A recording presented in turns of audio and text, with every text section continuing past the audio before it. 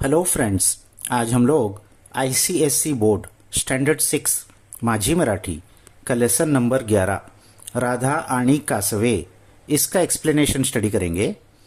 तो राधा एक छोटी बच्ची है जो अपने दादाजी के साथ समुद्र के किनारे गई है। तो चलो हम लोग रीड करते हैं। समुद्राकडे बघत असायला राधाला फार आवडत असे। समुद्र की तरफ देखते रहना राधा को बहुत पसंद था। तिलाच भेटायला किनाऱ्याकडे धावत येणाऱ्या लाटा पाहून गम्मत वाटत असे।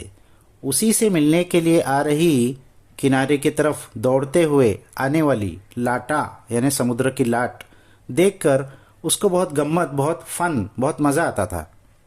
कधी कधी ती पाण्यातून चालत असे, कभी कभी वो पानी में भी चलती थी।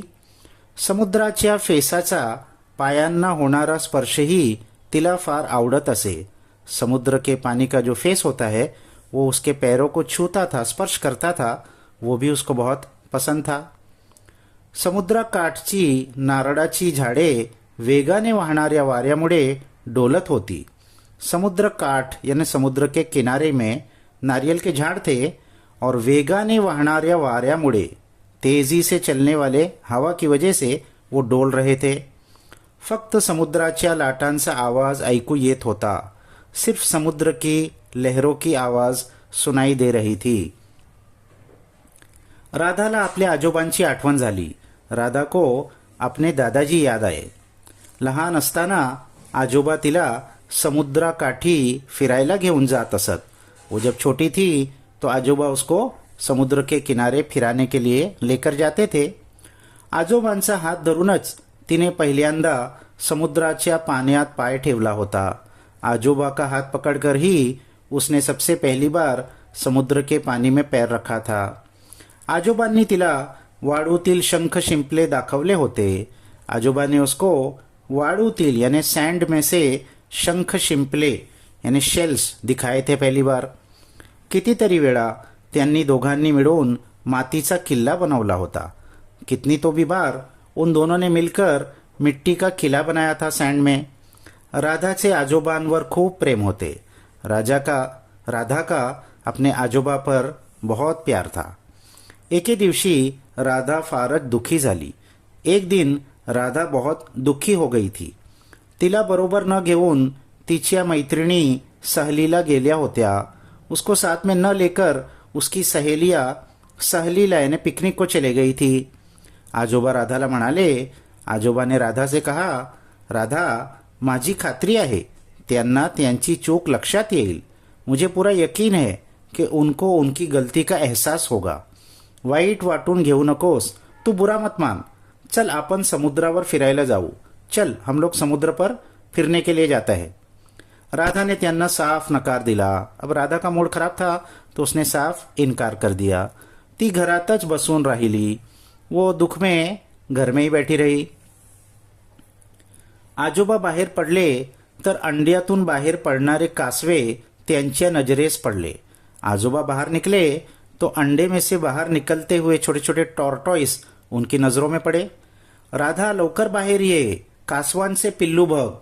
आजोबा ओरडले तो आजोबा ने कहा, राधा जल्दी बाहर आ, ये टॉर्टॉइस के छोटे छोटे पिल्लू देख। आजोबा चिल्लाए, ओरडले टू शाउट। उत्सुकता ताणली गेल्याने राधा धावतच बाहेर आली।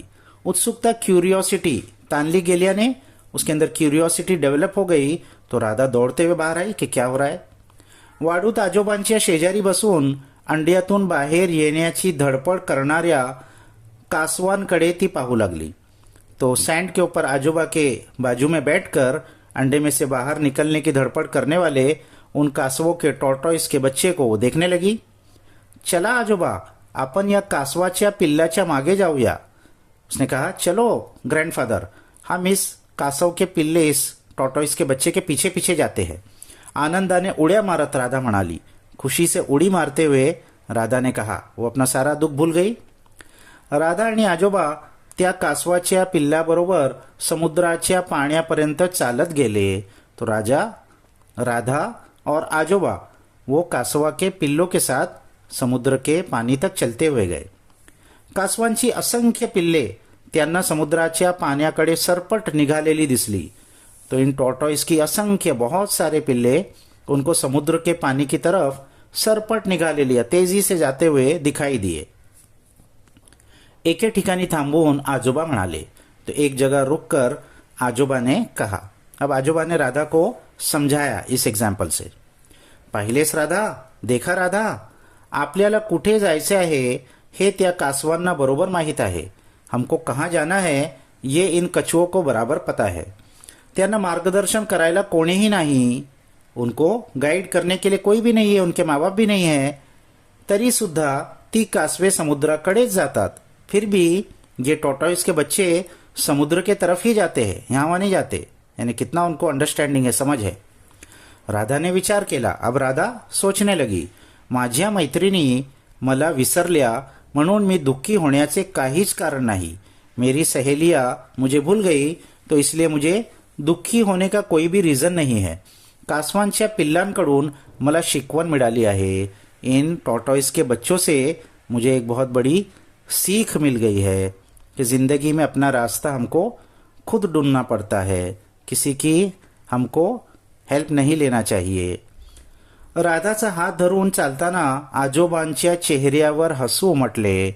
अब राधा का हाथ पकड़कर चलते हुए आजोबा के चेहरे पर हंसी आ रही थी. तो क्यों हंसी आ रही थी? क्योंकि आजोबा समझ गए थे कि राधा को एक बहुत इम्पोर्टेंट जिंदगी का लेसन इन टॉर्टॉइस के पिल्लों ने सिखा दिया है कि कभी भी दूसरों पर डिपेंड नहीं होना चाहिए, अपनी खुशी कुछ खुद तलाश करना चाहिए, अपने लिए खुद रास्ता ढूंढना चाहिए. तो ये छोटे से लेसन में बहुत इम्पोर्टेंट